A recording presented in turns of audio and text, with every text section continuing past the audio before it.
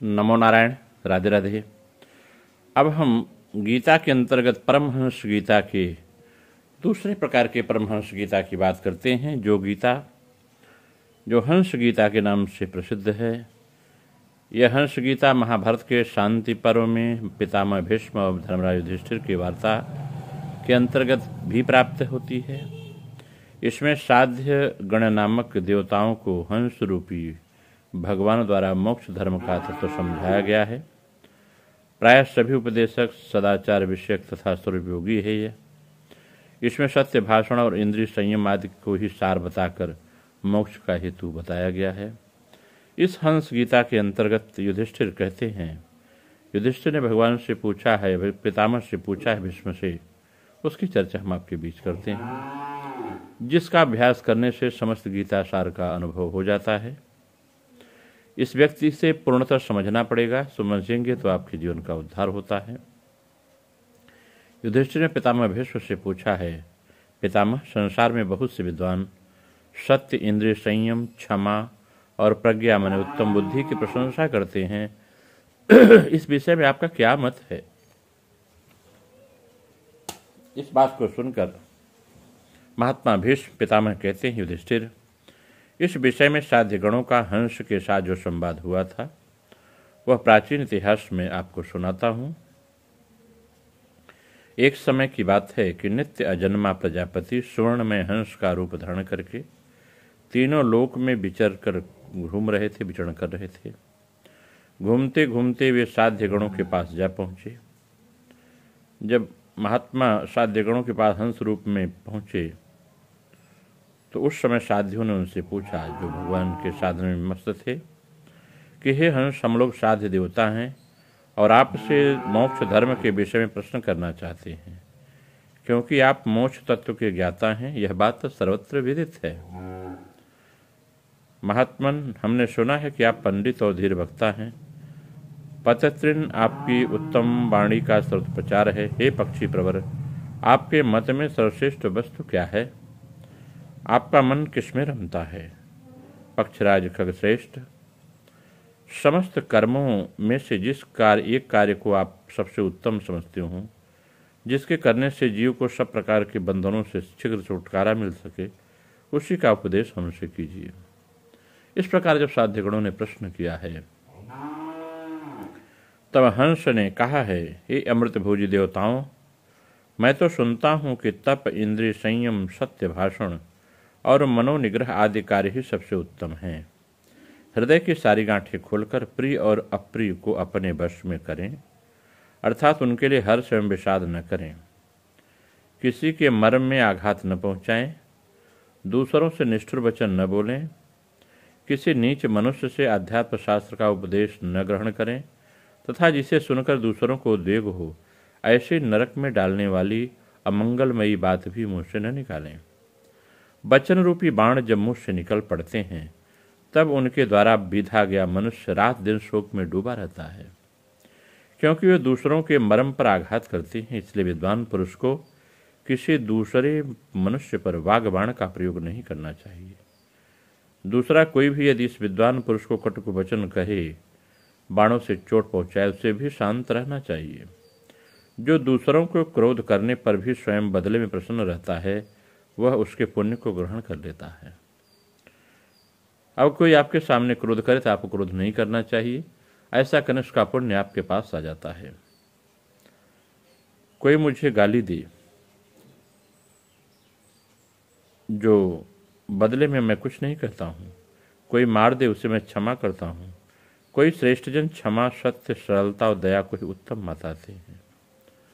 व्यक्ति में क्षमा होना, सत्य बोलना, सरलता रहना और दया का भाव रखना ही उत्तम गुण हैं। वेद अध्ययन का यही सार है सत्य भाषण। सत्य भाषण का सार है इंद्रिय संयम और इंद्रिय संयम का साधन है मोक्ष फल। यही संपूर्ण शास्त्रों का उपदेश है। जो वाणी का वेग, मन और क्रोध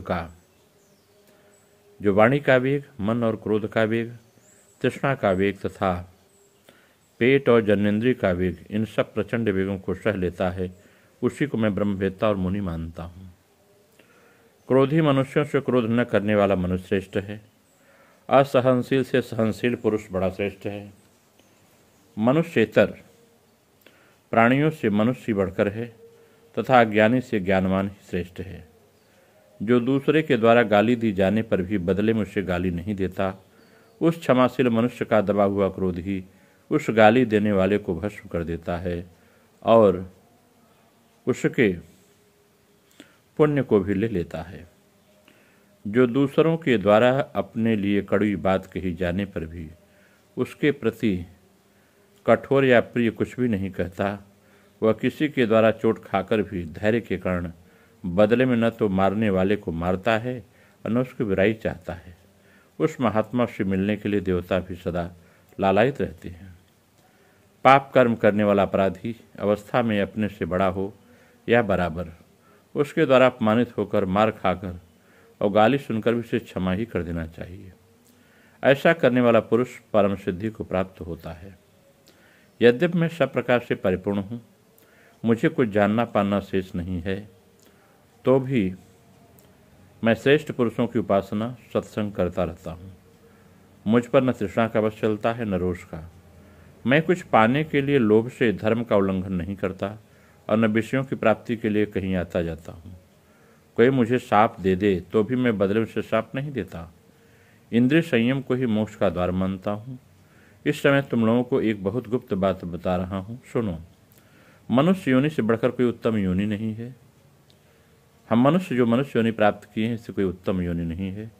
जिस प्रकार चंद्रमा बादलों की ओट से निकलकर भी अपनी प्रभा से प्रकाशित होता है, उसी प्रकार पापों से मुक्त हुआ निर्मल अंतःकरण वाला धीर पुरुष धैर्यपूर्वक काल की प्रतीक्षा करता हुआ सिद्धि को प्राप्त हो जाता है। जो अपने मन को वश में रखने वाला विद्वान पुरुष ऊंचे उठाने वाले खंभे की भांति उच्च कुल में उत्पन्न हुआ सबके लिए आदर के योग्य हो जाता है तथा जिसके प्रति सब लोग प्रसन्नतापूर्वक मधुर वचन बोलते हैं, वह मनुष्य देव भाव को प्राप्त हो जाता है।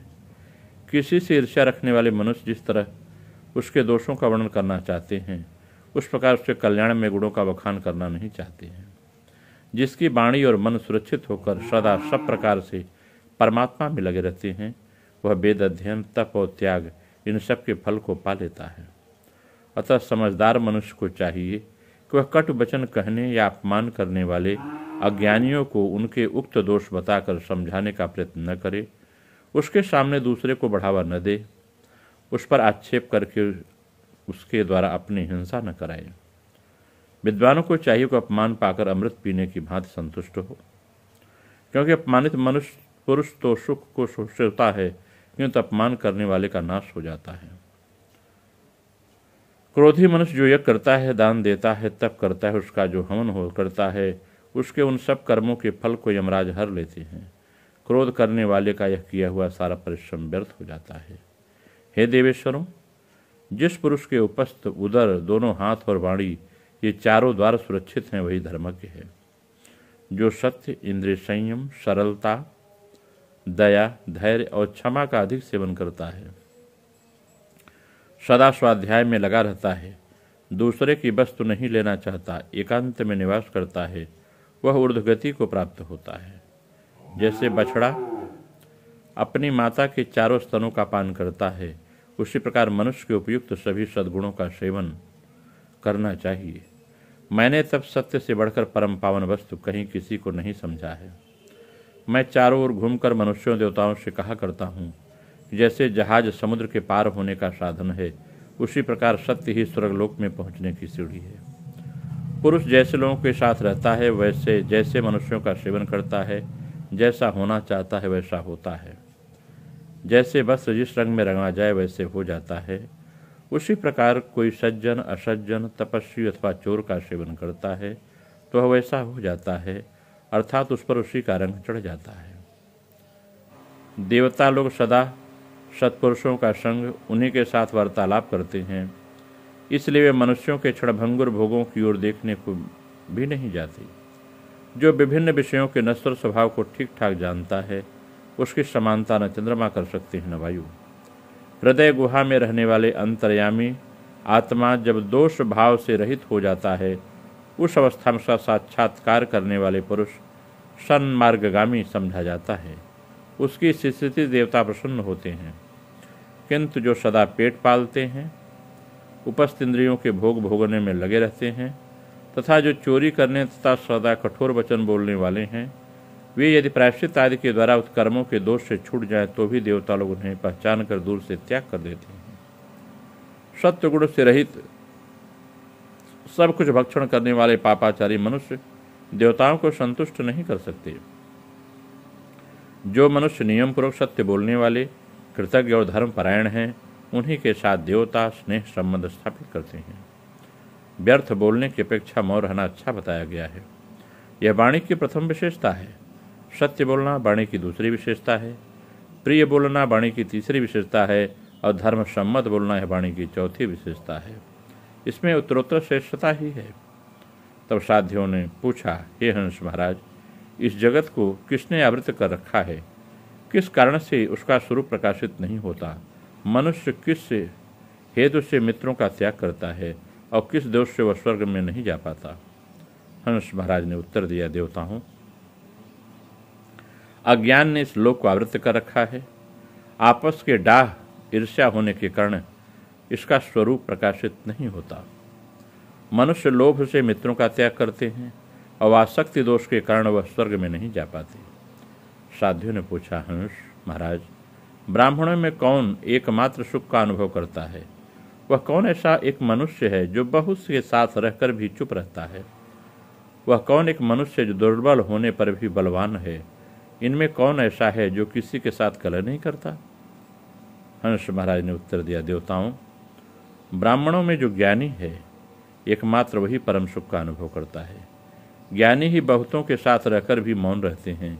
एकमात्र ज्ञानी दुर्बल होने पर भी बलवान है और इनमें ज्ञानी ही किसी के साथ कलह नहीं करता। साध्यों ने पूछा है, हे हंस महाराज, ब्राह्मणों का देवत्व क्या है? उनमें साधुता क्या बताई जाती है?